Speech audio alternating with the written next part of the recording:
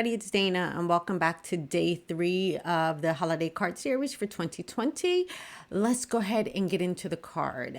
Today I'm using products from Concord 9th. I'm using the Full of Joy Trifold die, which I absolutely love, and the Let It Snow Turnabout. Now, every year I have to at least have my last name on a card, and I use the Poppy, Aqua Sky, and the white cardstock. All right, so for today's card, I'm going to trim down that aqua cardstock. Now, if you guys have not, and you must be living in a cave, if you haven't seen the gorgeous new colors from Concord and 9th, they're absolutely beautiful ink colors with matching cardstock. My ultimate just dream colors.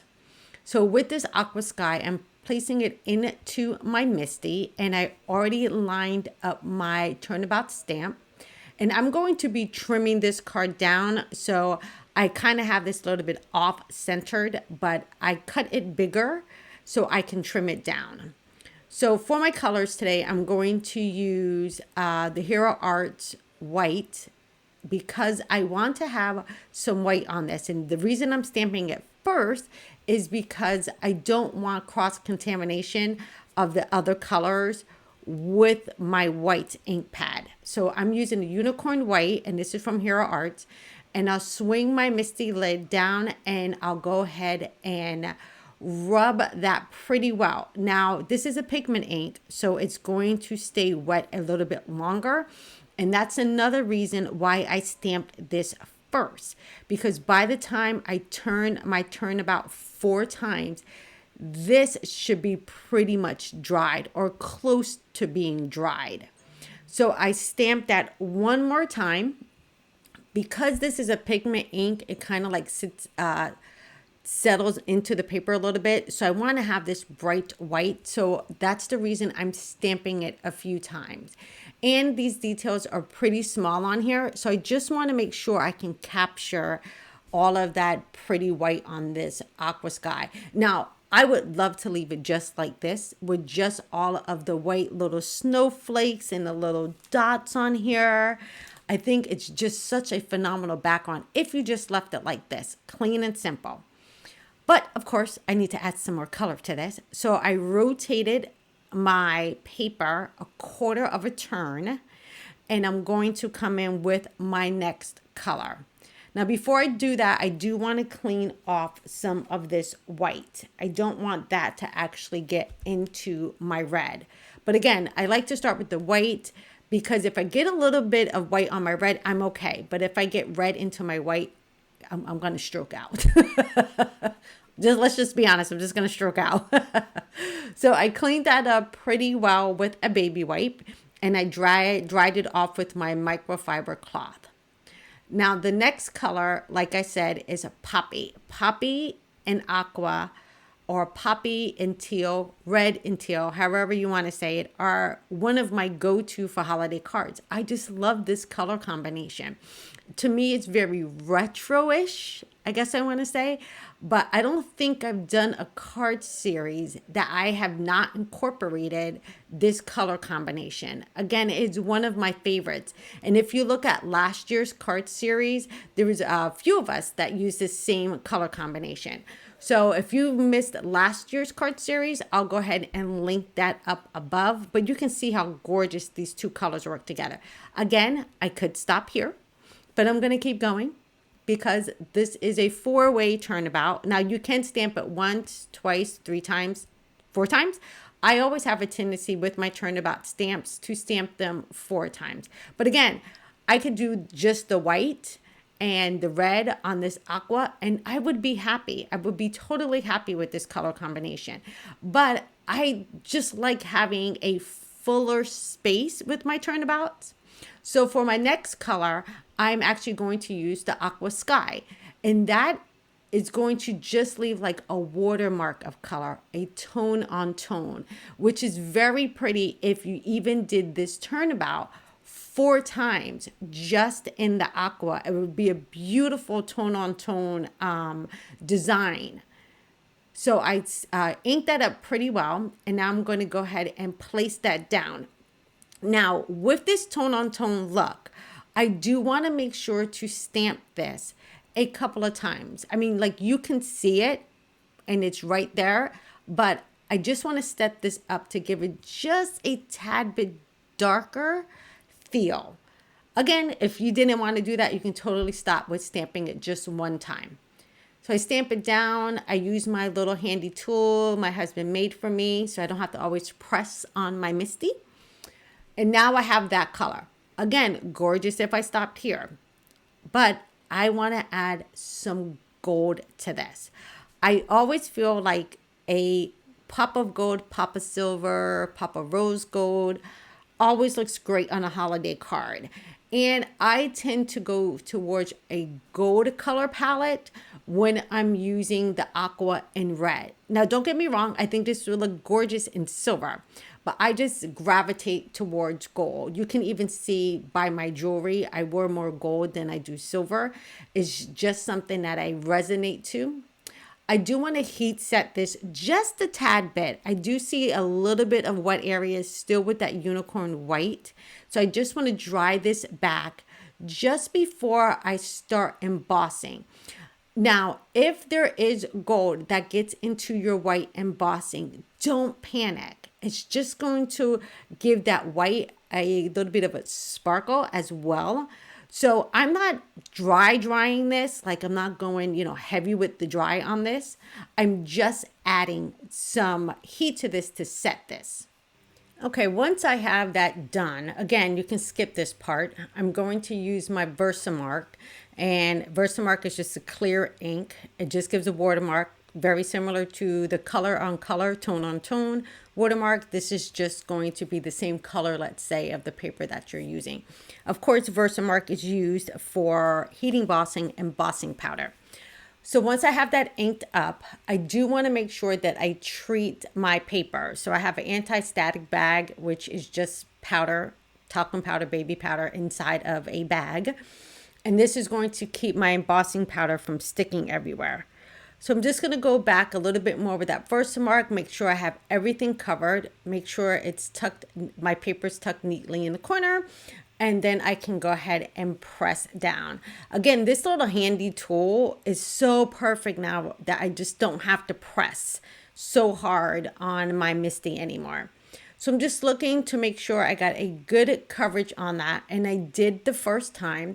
So now we're going to bring in that gold. Now I'm just shaking this here because I have a tiny spoon in there. Just happens to be lost and hiding at the moment. So I'll grab my tiny little spoon. I got these spoons off of Amazon years ago. They're like the little spoons that you can get if you're going to sample ice cream, like at ice cream shops, well before the pandemic, because, you're not taste testing anything anymore in Cold Stones. Anyway, I digress. I am just pouring on this golden embossing powder. Again, if it sticks to some of the white areas, I'm still going to be okay with that. It's just going to give a little bit more shimmer to the white areas. Now, I probably should have used a bigger spoon because this is a very large panel, but I'm going to still go with it because I like my little tiny spoons. So as you can see, I'm pouring on and I'm tapping off any extra that might be sticking to the back of the card base, just so I don't get any gold little flakes of embossing powder where I don't want it. So I think I have enough of that gold on there. I can set aside that gold embossing powder and then bring in my heat tool. So I do have a couple areas of white that were still a little wet, and now they have a little accent of gold on them. And again, that is perfectly fine.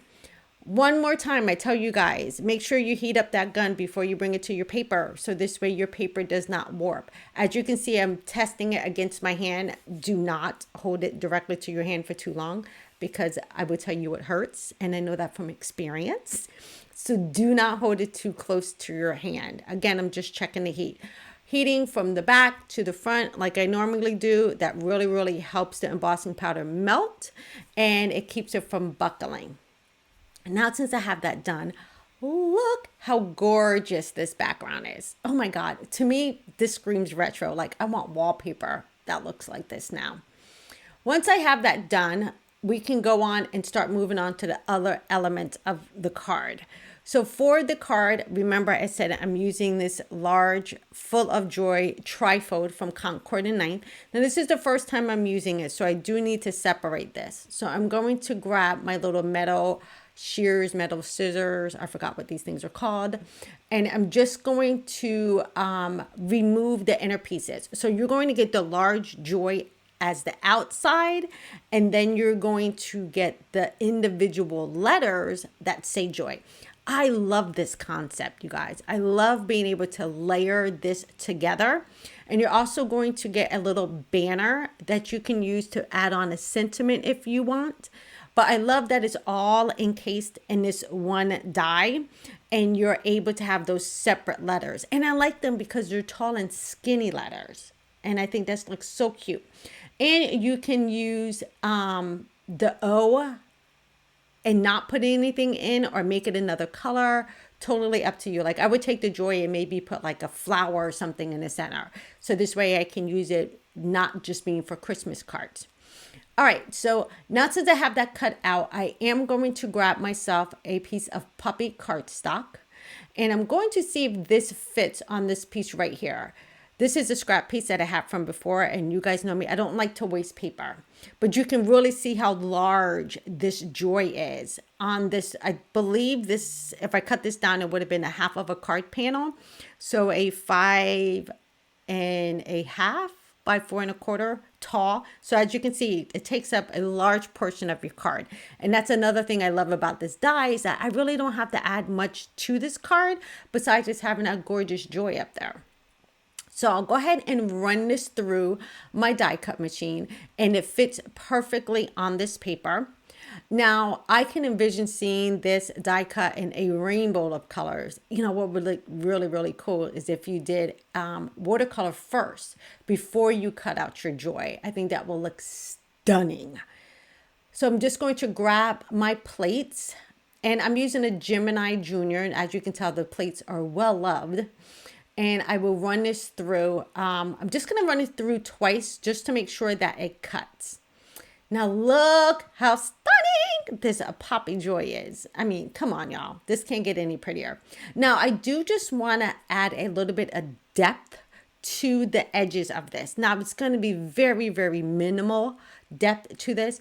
But sometimes if you just add the same color to a piece of cardstock, just around the edges, it just kind of deepens it up a little bit, and it just makes your focal point or your eye kind of go towards the center. And I think just that little hint of poppy just around the edges of the letters is just going to give me just a little bit more oomph to my card. Now, if you don't want to have any oomph and you want to go oomphless, have at it. Do not add the coloring around the edges. To me, you can also do this if you want to do it in a gray and really have the edges kind of pop. You can do that as well.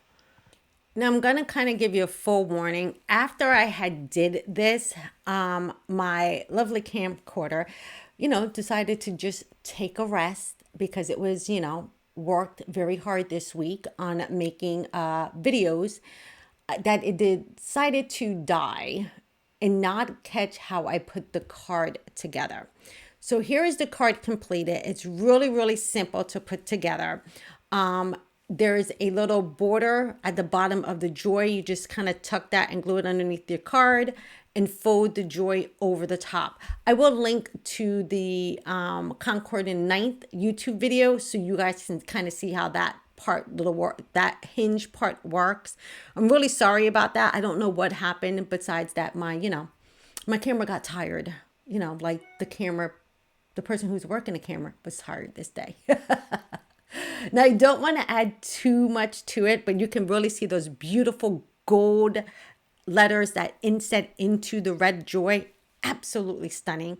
But I did want to grab a couple of, I think these are called BAUBLES, from Trinity stamps, just to pull in a little bit more of that gold. And again, I have like circles on this background. So again, I'm just pulling in that repetitive pattern of circles. I did not have any snowflakes, which would have really looked cool as well if I had some snowflakes. So just added a few of those and the card is done, you guys. I love how this card came out. Again, one of my favorite color combinations. And look how stunning. So easy, so simple. You can make this in so many colors. I absolutely love this. Thank you, Concord 9th, for making the prettiest joy that I've ever seen. And again, I'll link so you can see how this comes together on the Concord 9th page. All right, that is day 3. Day 4 coming up. Make sure to subscribe and hit the bell so you can see when the video goes live. Take care, everybody, and have a great day.